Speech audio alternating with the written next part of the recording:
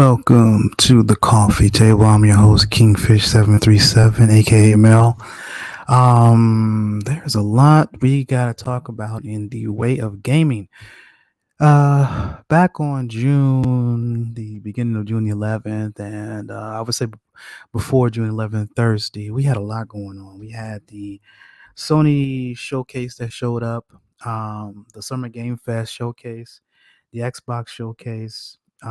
We also we're going to talk a lot about that as well on this new broadcast. And also we're going to talk about the Xbox versus the FTC. Along with we're going to talk about the Starfield overview. And get this, there are Sony fanboys out there petitioning for Starfield to be exclusive.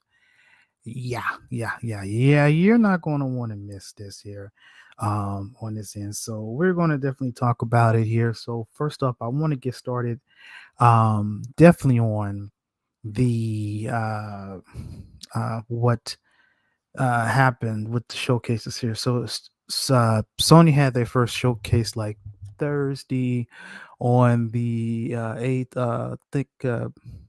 I think it was Thursday on the 8th, or no, actually, I think it was like the day before that. It was before the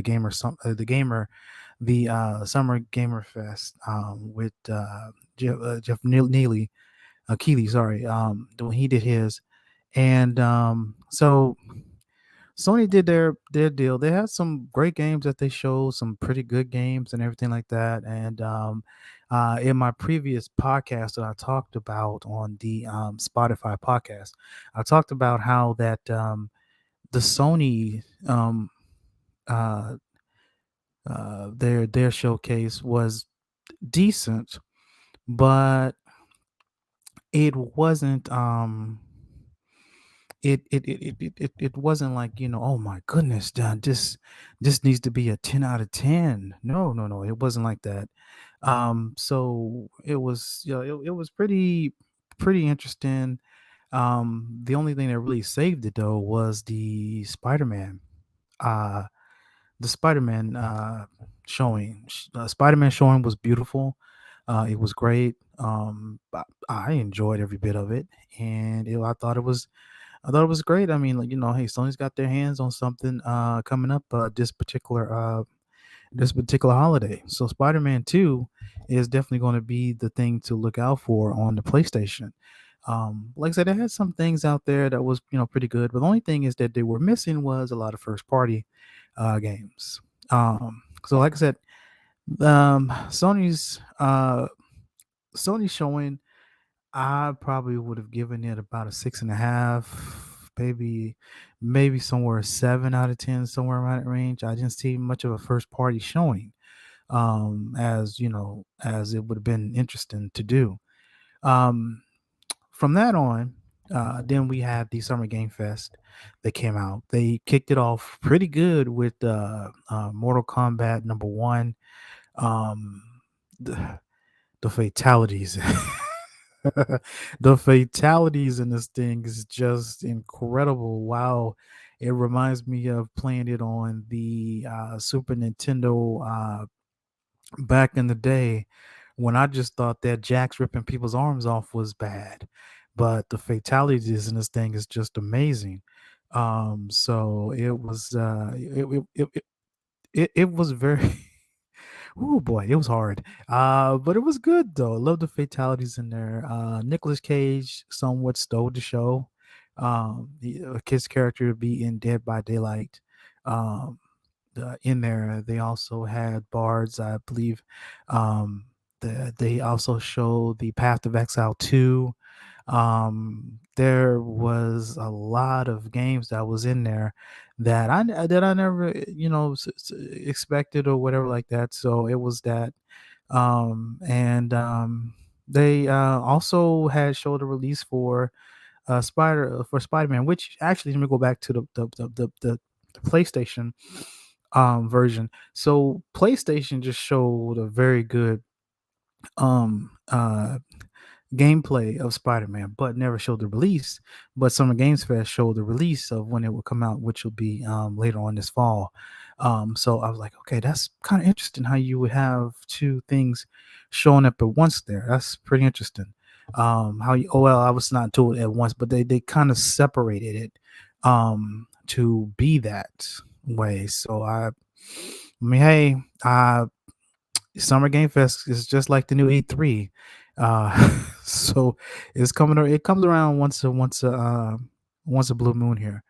But I will say the last few years, it has been going on good. On this end. So I think that we as gamers enjoy it. Because I know for a fact I enjoy it. When I see it, and it's just just amazing. Every time that I see it. And the thing about it is when you're looking at all these games and what's going on, you're just like, oh goodness. It's kind of like a Christmas list, if I'm not mistaken. Now, a lot of people don't know that, I mean, like, but hey, but it's like a Christmas list. When looking at it, like now, Jeff Keighley, he does a good job. Uh, every year as a host. He's a great host and everything like that. I remember doing E3, that he's always saying he was always interacting, talking to developers and everything like that. I remember E3 back in the day. We used to have Bethesda that Sunday, and then Microsoft the next day, then usually be Microsoft and PlayStation that Monday, and then Ubisoft Tuesday or whatever like that. I remember that in E3, how that would happen. Nintendo, PlayStation, they would have all their bits and stuff like that, and Jeff Keighley would come out there and interviewing people and developers and stuff like that on it. I mean, E3 was just it just it was a gamer's playground to enjoy what was going on that end. So I totally enjoy it um on that end. So it's pretty good with the Summer Game Fest. The only thing is it really it shows some great games, but it just didn't hit it out of the park for me. I mean, well, I was interested in Alan Wake too, that they're showing out there. I was very interested in that for Summer Game Fest. I wanted to definitely see that because it was like you went from one thing to another, and like, whoa, okay, well, this is pretty cool. I mean, the realism looked real good. Um, so it definitely got my attention, and I was just like, okay, well, I really want to see this. And they did also show Final Fantasy at the end, um which I thought was pretty interesting. I'm like, okay, what all right, because I'm looking for a game that is that we haven't heard about yet, that we don't know nothing about, like what game would that be, but apparently it wasn't that big but I would give Summer Game Fest they're showing definitely uh a I would say 7.5. The only reason why I got 7.5 is because of Mortal Kombat. Okay, Mortal Kombat. I'm sorry, us retro old school gamers that play games when the original Atari, Super Nintendo. Yeah, yeah. People don't know. Some people don't know about that, but yeah, when we played that, then hey, that's what we enjoyed on that end. So totally really really enjoyed that at the time on that end. So but yeah, so then after that, when we when we looked at Summer Game Fest, the next few days was coming up for Microsoft. Now Microsoft showcase, let's just say Xbox kept everything under wrap. They really did. The few leaks here and there, but not nothing pretty big or that would just blow it out of the way. Then soon after the showcase, then we had the Starfield Direct on that as well. So here's the thing. So when Xbox came out with their showcase, they came out swinging. they showed the new Fable in-game engine Fable, South of Midnight from Compulsion Games, massive game Star Wars Outlaws. I mean, when you started with that, you were like, "Whoa!" The new Fable. Wow, Playground Games got that game looking super super nice, super super smooth. I mean, like it looking good. And it was just fantastic to see it. And you, one can't help but to just appreciate that, uh of what of what that was. And they had game after game, even the Japanese RPG games coming over, Persona, and everything. That you I can't pronounce. I knew it was like a dragon. I'm trying to pronounce it, but it's like a dragon. But I do know like the all the Japanese games coming over. That tells me a lot that Xbox is really working hard with our Japanese developers and publishers to bring games over here. And just wow, just Game Pass is going to be booked. And it's a lot. And their showcase that they got, we saw Sarah Bond for like maybe a minute and a half, give or take. That was uh, pretty much it. We just saw her for about a minute and a half. And then from there, we just saw game after game after game after game after game after game after game after game. And it's like, okay, wow, I don't know. I don't, how do we stop? We can't. The new Microsoft Flight Simulator has, some content coming out too as well, along with Sea of Thieves, The Legend of Monkey Island.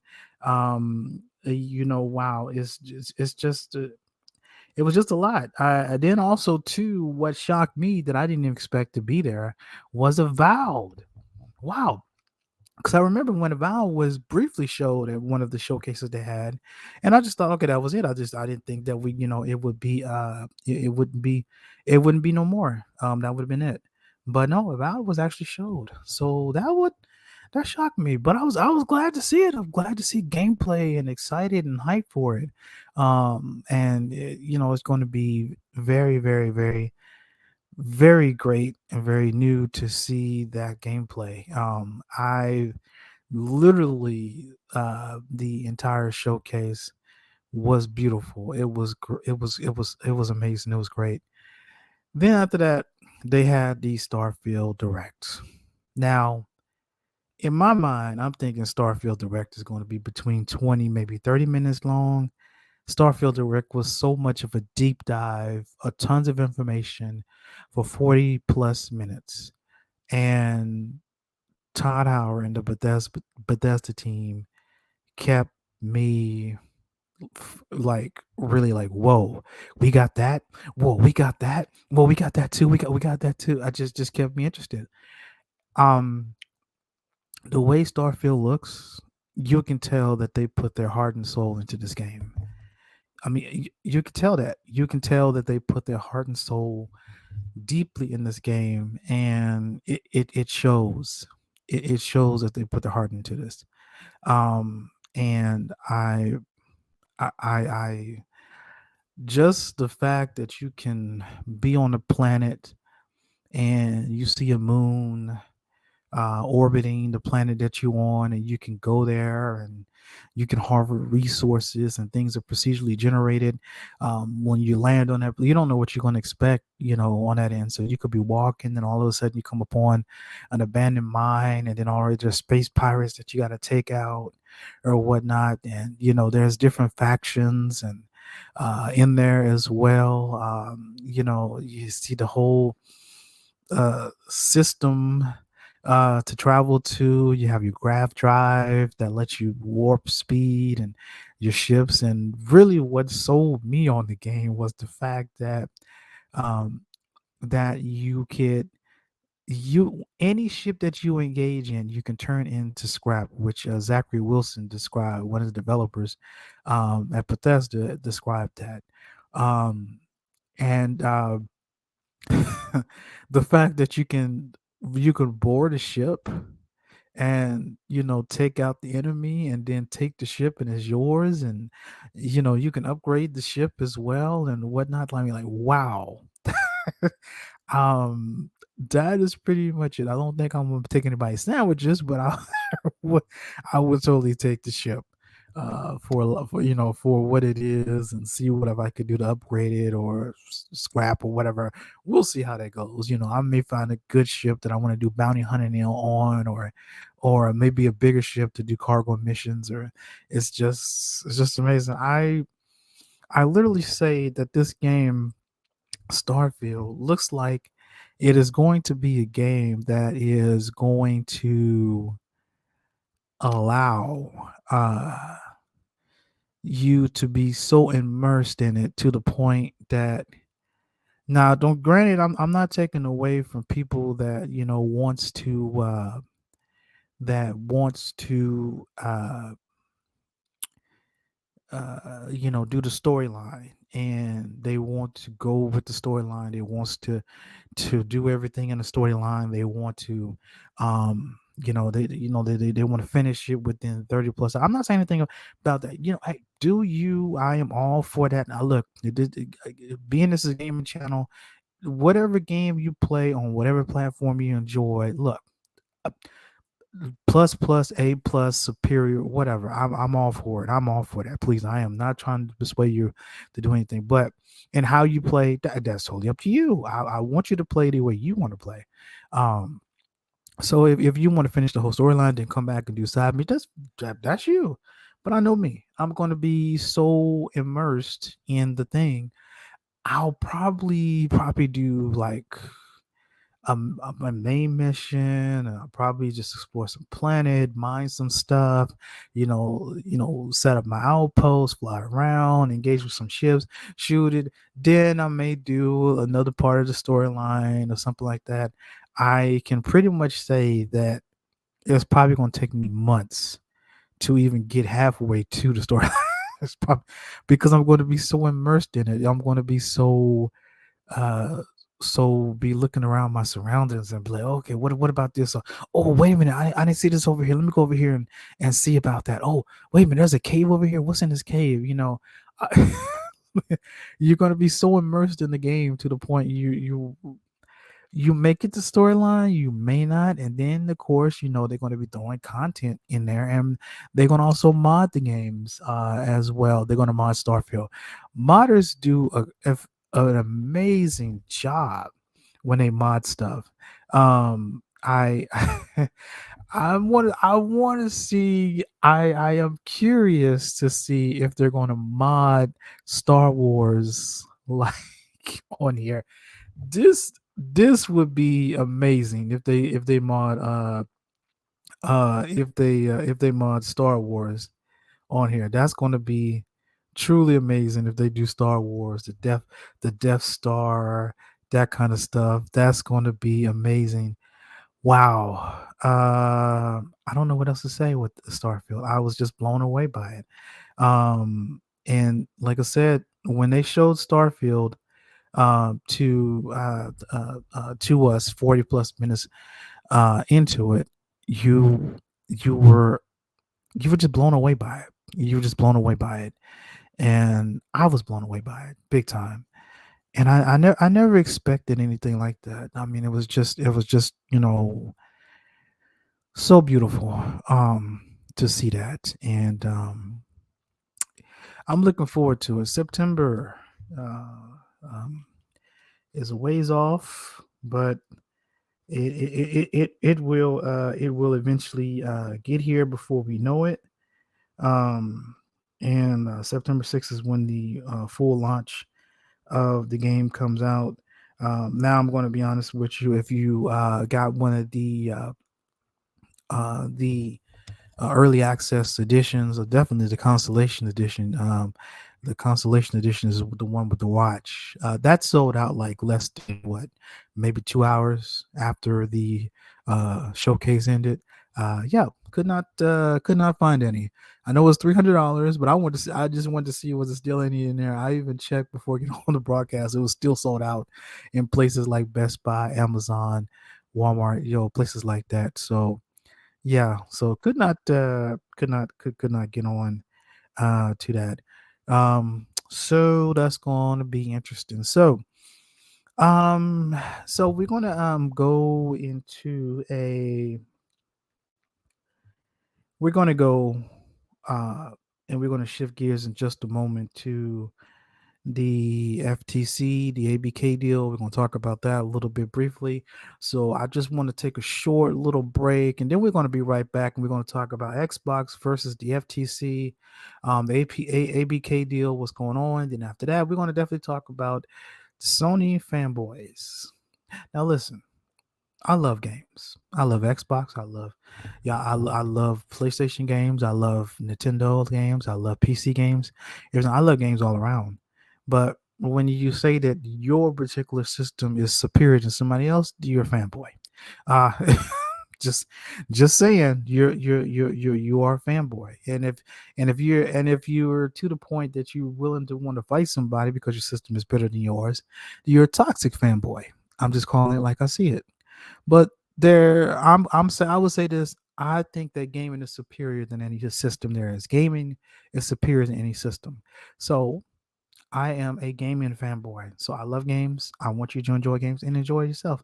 So, like I said, we're going to take a brief little break, and then we're going to come right back, and then we're going to talk a little bit more about the Xbox FTC deal. Don't go nowhere.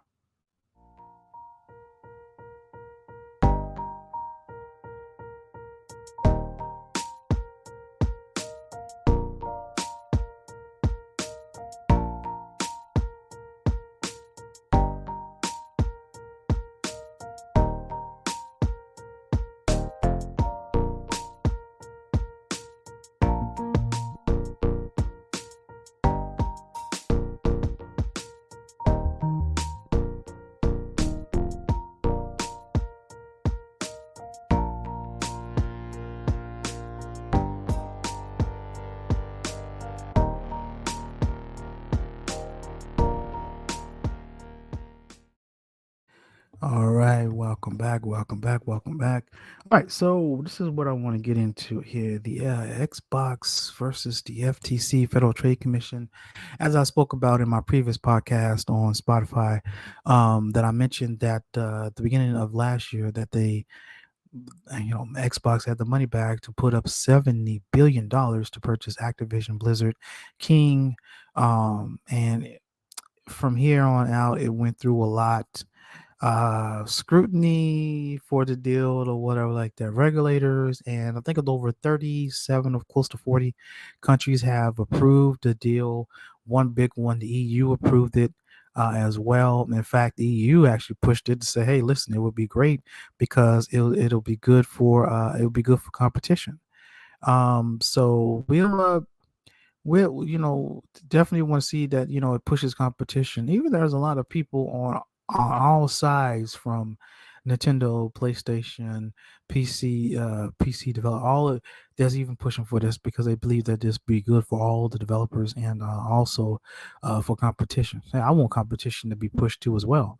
So Xbox Phil Spencer was on the stand yesterday with the FTC, and boy, did he just put it this way, he didn't stop at no punches. He threw punches at everything here.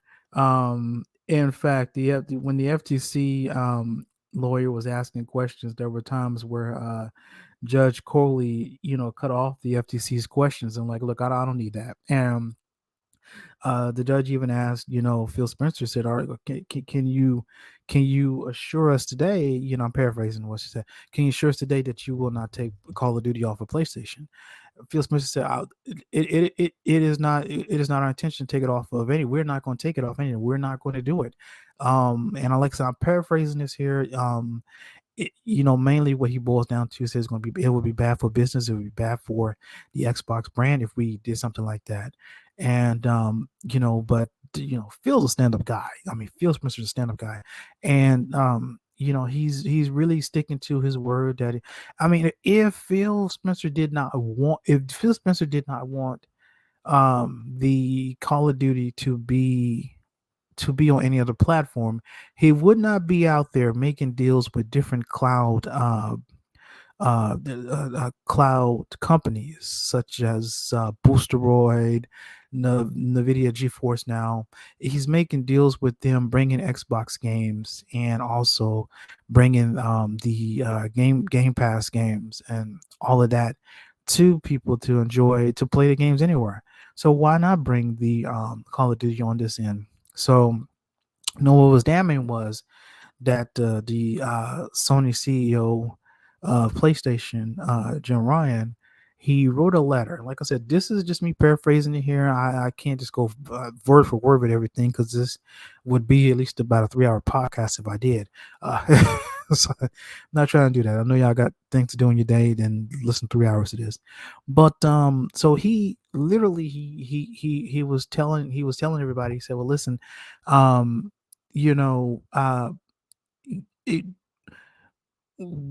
he met with Phil Spencer and Bobby Kotick, which is the CEO of Activision Blizzard, and they assured him that we're not going to take Call of Duty from you. It's going to be there. The only thing is that they're removing like exclusivity exclusivity. I don't know how to spell that.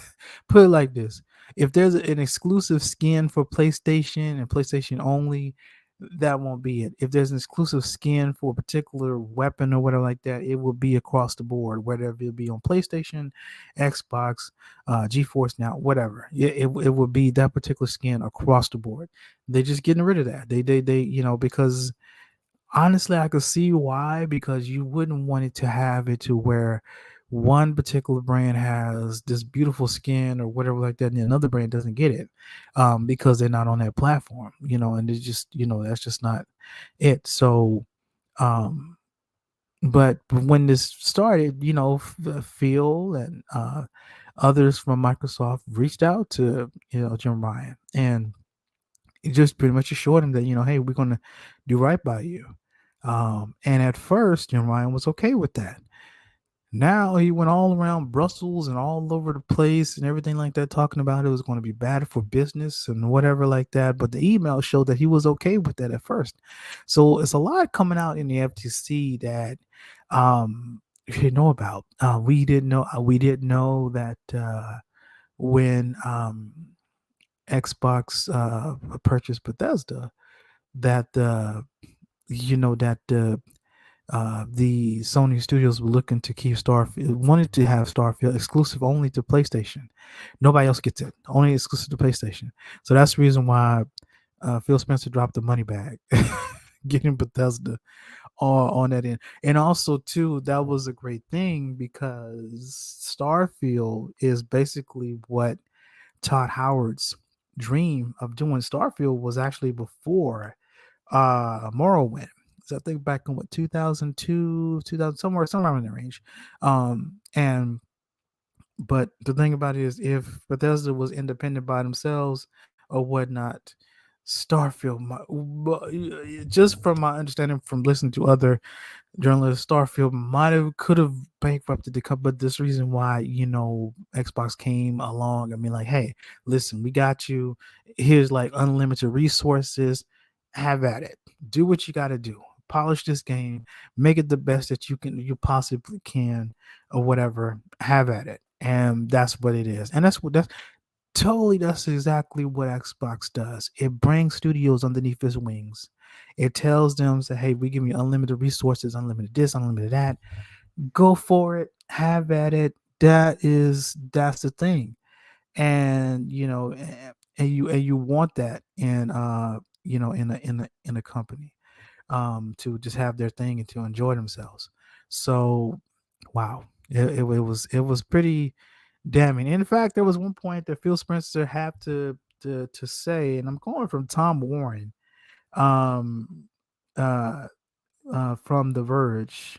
Tom Warren is an amazing journalist. He, uh, if you're gonna talk about Sony, he's gonna talk about Xbox, he's gonna talk about Nintendo, and if they got good things, positive and good, negative way, he's gonna talk about it no matter what. So Tom Warren from The Verge, I'm reading from his tweet, um, and this was about how acquisitions work.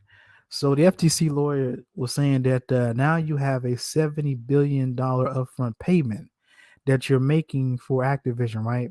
Now, Phil Spencer went on and educated him by saying, no, when you're acquiring something, it is not a payment. It's like when you buy a house, you're buying an asset that has value.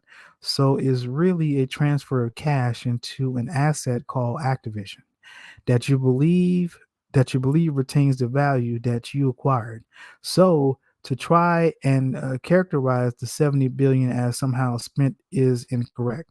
Financially is really moving 70 billion in cash into an asset, which is a game publisher that to us is actually worth more than 70 billion. So it is not spent. Mic drop. Yeah, mic drop moment. Wow, that even if you took an acquisitions and merger class 101, this would have been the same thing. Yeah, I took business myself, and that's acquisition merger 101. Yeah, so mic drop moment on that for Phil Spencer when he mentioned that. Um, Also, too, there were times where Tom Warren was talking to was that Judge Corley was getting fed up with the FTC's line of questioning, and that she cut him off like twice, and everything like that. The FTC's case to put an injunction with Microsoft from not signing the merger is basically that they're saying that Microsoft is going to kill competition when in fact there are unions across the globe, not in America, and across the globe that are saying that this is great for competition.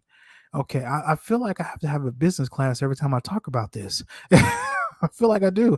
I feel like I have to say that if you have a product and your product is better than my product, but I need to do something to make my product better. So while I do something to make my product better, then I'm pushing you to, like, okay, you next you need to innovate. So how do you make your product better than mine?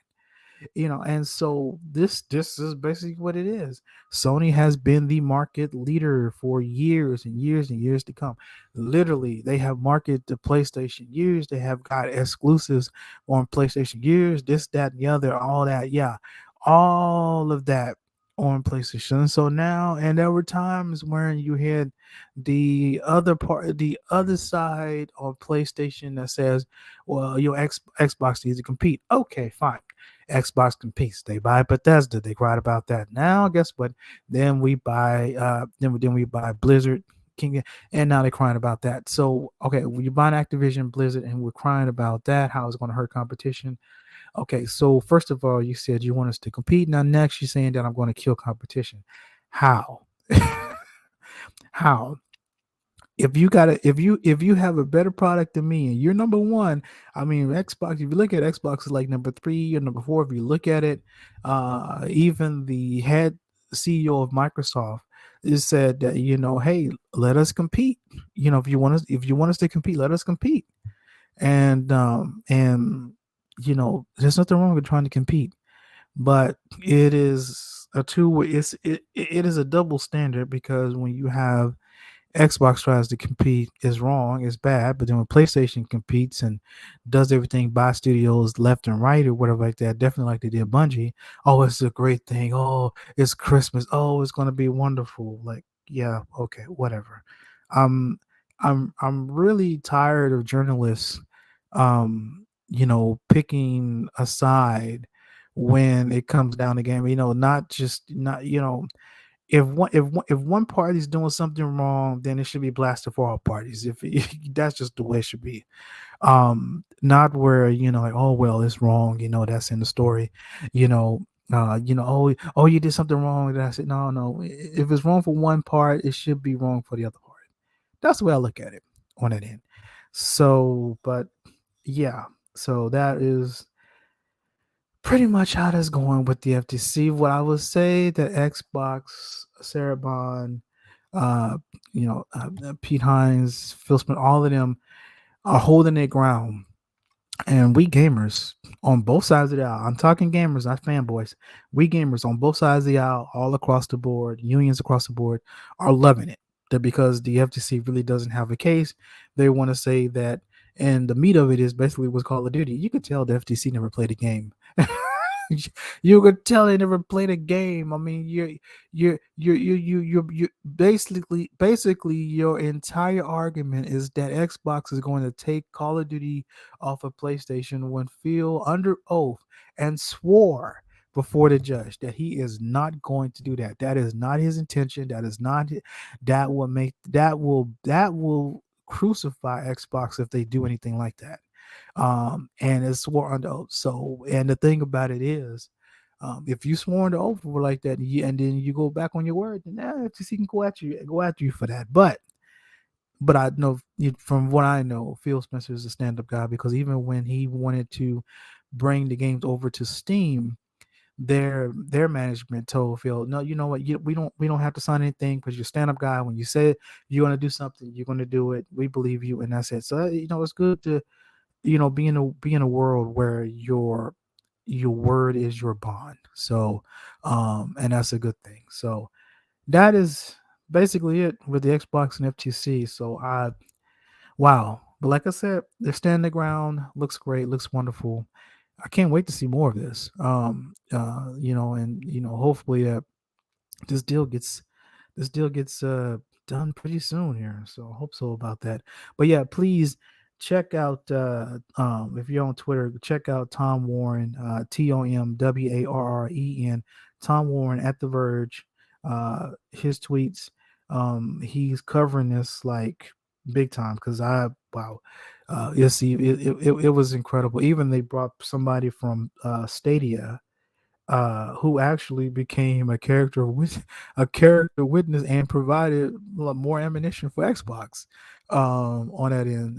If you're not familiar with Google Stadia, it was a cloud service that they had a while back, where you can purchase games and play games via the cloud. No downloads, anything like that. Once you purchase the game, the second you purchase the game, you can actually play the game. That in fact, Google Stadia's popularity boosted when Cyberpunk 2077 first came out, and and Cyberpunk 2077 was playing gorgeously on Google Stadia. I remember having a Google Stadia and I was playing it, and it was just gorgeous to see the world and how beautiful it was, and it was just amazing. And but when they Google killed it, I mean that's just the best way of putting it.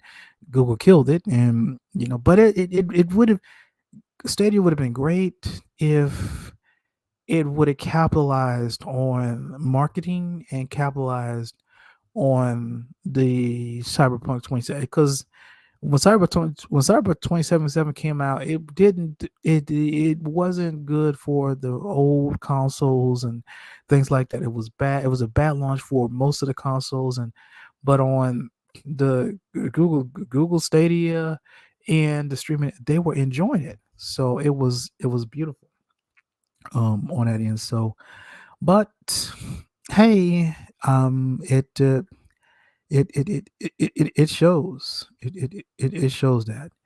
So but I'm happy that we have that there is that Xbox is holding their ground there. So yeah, totally happy about that. So I really want to know your thoughts. What do you think about the FTC and Xbox going at it and everything like that? Really want to know what's going on with that. So definitely on that end. But don't go away. We'll be right back because we just have this one little thing about petitions. Yeah, let's talk about that.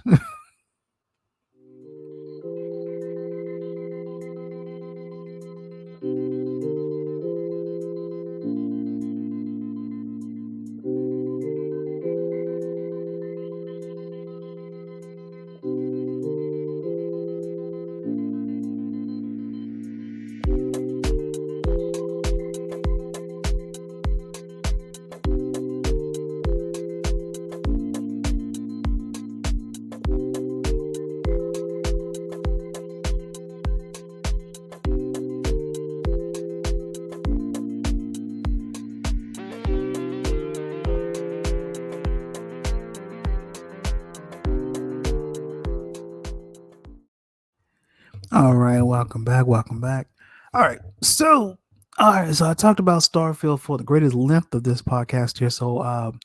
The all right, so there are some Sony fanboys out there that signed a petition to want to make Starfield exclusive to PlayStation 5. Yeah, you heard me right. Want to make it exclusive to PlayStation 5. That is interesting. Okay. The only problem is it's only exclusive to Xbox and PC, not PlayStation 5. In fact, right now we're 2 months out before the release of Starfield. So right now, pretty much everything we saw on Starfield Direct was pretty much everything in production. Now they have the if I'm not mistaken, right now they are having the QA people aggressively testing the game to check out for any more bugs, anything like that, to get it cleaned up before getting everything ready for launch on this end. So it's already productive for that, and that's what Pete Hines even talked about. You know that when Xbox purchased Bethesda, for them to focus on one platform gives the team some breathing room to be like, okay, yes, let's breathe, let's focus on this because on this end. But then again, if you have a multiplayer game that you have to focus on, okay, I have a PlayStation, Nintendo, this, that, it's just so much you have to do, the quality and performance of that. So Xbox fanboys have signed a petition that is saying that they want they they want this game on PlayStation 5. They want it exclusive. Okay, can't have it. Can't have it. I mean, the petition goal is very silly. They talked about there's only 12 people that plays on Xbox. I mean, they said for years that Bethesda games have come on to PlayStation 5. We have better quality or whatever like that. They want people, and this petition is on change.org. I think change.org, I believe. And they wow, they really have gone on the deep end on this end. Yeah, I would think that if you want a petition like that, you're gonna have to kind of you're gonna have to kind of, I don't know. I mean, there's no way you could get a petition like this. That's just I just can't see how you could get a petition like this. I can't. Ah, man, it's just crazy. Anywho, that is what we're dealing with right now. So they're wanting people to sign a petition to want to make it exclusive to PlayStation 5. You can't do that now because guess what? It's a contractual obligation. It's already exclusive to Xbox, PlayStation. What we saw on June the 11th, that's production. That is production. That game is just step, I want to say, is a step of going gold, or has went gold, one of the two on that end. But like I said, you have your quality assurance people, Q&A, are testing the limits of this game just to make sure that it is good for launch on that end. So this is what this is about. But you know, I these are the same Sony fanboys that trash Starfield, and now since they see how well it has been received by the gaming community around the globe now, now it's like, oh, now we got to have it for PlayStation and everything. See, that's what I'm saying. When you're a fanboy, when your device is superior to mine, now you can trash on Xbox all day long, this, that, and the other. Like you said, they used to have the narrative that Xbox has no games. They used to say that a long time ago, but now what happened? Now you want the contender of Game of the Year on your console now. But here's the thing that I don't get.